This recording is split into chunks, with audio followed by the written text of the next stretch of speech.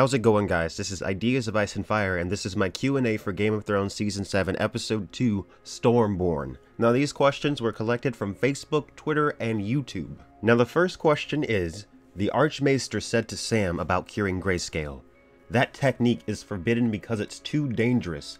Someone with grayscale is going to die if left untreated, so what exactly is the harm in trying a potentially lethal cure?" So, I understand your question. This is not a problem of whether the person that's already got grayscale is going to die or not. This is about the safety of the person that's performing the treatment. Maester Pylos died of grayscale. The reason that the treatment is banned is because if you are trying to cure someone with grayscale, you could potentially get infected yourself and potentially not know about it in time, because sometimes grayscale takes a little bit of time to show up. And in turn, that could put the safety of everyone that you come into contact with in jeopardy. And for someone like Samwell Tarly in particular, who's running around the Citadel, doing chores, serving food, this is the potential for an epidemic which could put all of Westeros in danger. The next question says, is Qyburn's new invention inspired by the scorpion boat that killed Meraxes during the First Dornish War, as referenced in the World of Ice and Fire? I don't see how it could not be. When you think about something that could potentially kill a dragon, as far as a weapon, you probably would think of something like this. Something very similar is used in The Hobbit to kill the dragon Smaug, or Smaug, depending on how you want to pronounce that. But yeah, I think it's certainly a reference to the World of Ice and Fire. The next question says, do you think Dany will ask Jon for proof of the White Walkers, and that's why in the trailers we see him take a small ranging party north to maybe capture a white? Well, that certainly seems somewhere in the ballpark of where they're going, because Daenerys just wants to conquer the Seven Kingdoms. She has no idea about this war in the north that's going on. This is like her first time hearing about that, so it would make sense that she would require some kind of proof. But I will say that Melisandre is there, and that they've already established that at least if a Red Priest is present, then they can at least show somebody how to look in the flames, and that person could show them something. So maybe Melisandre could show Dany something in the flames to prove it. The next question I found really interesting. Jon Snow said that Dragonglass works against the White Walkers and their army.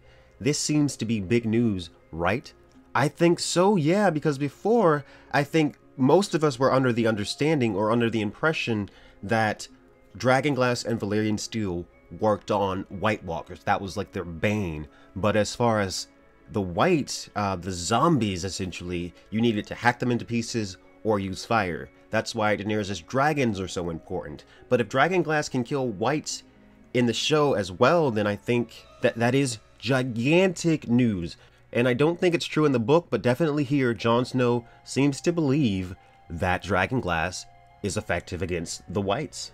Next question. Do you think there is salvation for Euron in the show? Last night's episode were amazing for him. I didn't talk about this in my last review, but I think that Euron is definitely salvageable. I really enjoyed the way his character was portrayed in the last episode as like a total lunatic, a total madman.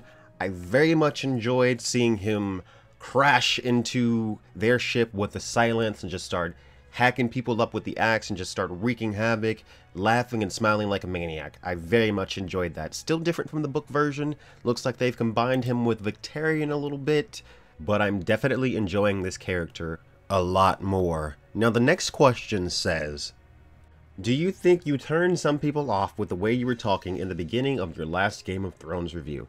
It came off as arrogant and like you were talking down to your audience.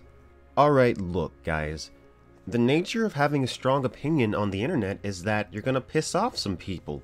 But ultimately, I believe that people ultimately value genuineness. And I know that a lot of people were upset by it. You know, a lot of people said that they were unsubscribing.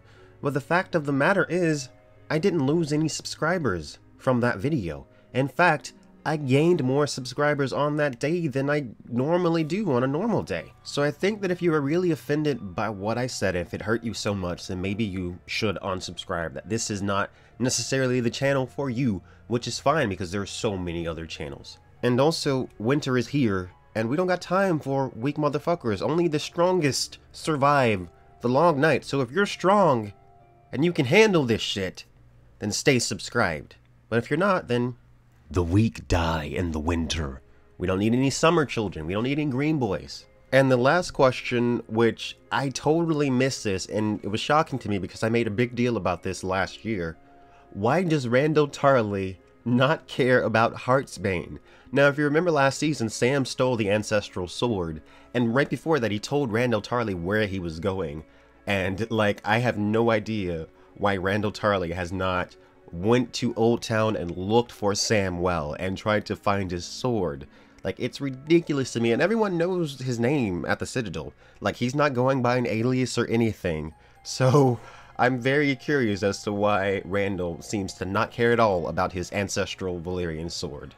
I think it's probably just a huge plot hole. I think it can be chucked up to a huge plot hole. So, thank you guys for watching. Make sure you like and subscribe for more ideas of Ice and Fire, and if you have any more Q&A, leave it in the comment section below because there will be a live stream on Thursday.